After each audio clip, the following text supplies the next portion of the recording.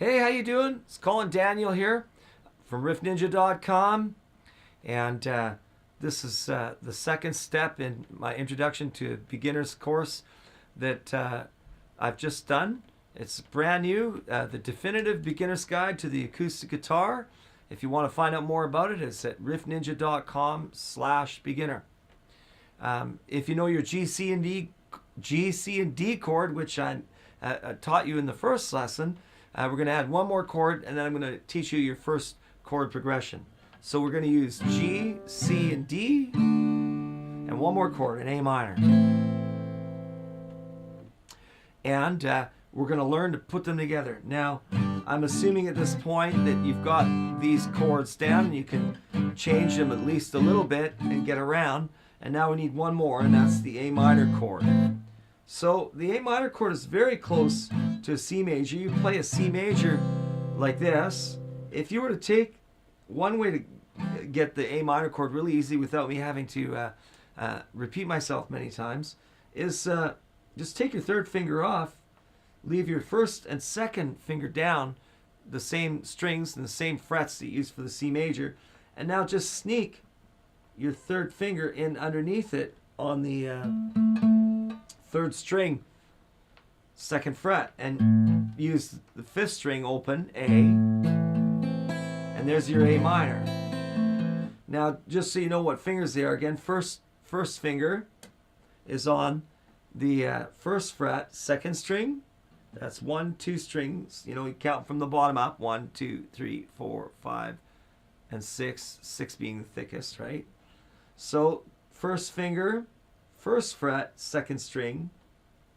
The bad finger, second finger, fourth string, second fret, just like a C chord. And last but not least, my third finger underneath it, like that. And that's on the third string, second fret. Same rules apply. You got to get the notes nice and clear. The strings have to be clear. You know, keep your thumb behind the neck.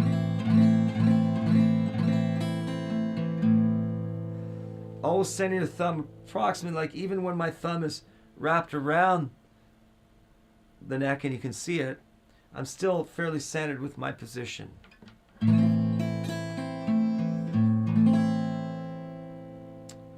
Once you've got that, we'll put them together. It's a very famous chord progression. We're going to start with a G, then we're going to go to a D, then we're going to go to the A minor. And what you want to do is we're going to count this out in a minute. I'm just going to show you the order first, and then I'm going to show you how to count it out. Because, of course, by changing the count could change the song you're playing. But this example, I've got mine. Now the second section to this is still a G and a D, but then it goes to a C chord. So you use all 4 of your chords. So first time through, and it keeps alternating that through this progression. So it's G, D, and A minor, the first cycle, first phrase. G, D, and C major, second phrase. And it just keeps alternating. So first you'll go G, then D, then A, then G, D, and C. Now if you notice by what I'm playing, the A minor and the C major are longer. You strum them longer. The G and the D are half bar. So when you count them, you count a G like this. 1, 2, then go to the D like this. 3, 4. There's your first 4/4 bar. Now you need one more 4/4 bar. 1, 2, 3, 4. Now you do the same thing again, but play the C instead. 1, 2, 3, 4. Now instead of A minor, you go C. 1, 2, 3, 4. Speed is not important right now. Steadiness is. Tap your foot, use a metronome, a timepiece, a drum machine. Use something to keep your time. Count out loud helps a lot. 1, 2, 3, 4. 1, 2, 3, 4. 1, 2, 3, 4. 1, 2, 3, 4. Make sure when you're strumming that you get all the strings that are included in the chord. That's one of the big things to practice. Not strumming more and not strumming less. So in the G chord, all 6 strings, make them all ring out nice and clear. You know, in the D chord, 4, 3, 2, and 1. Don't get the A string. Listen. Too growly, right? You want to go from the root? No. The 4th string, the D. And the A minor goes from the 5th string. And the same with the C. When you're strumming the C, it goes from the 5th string.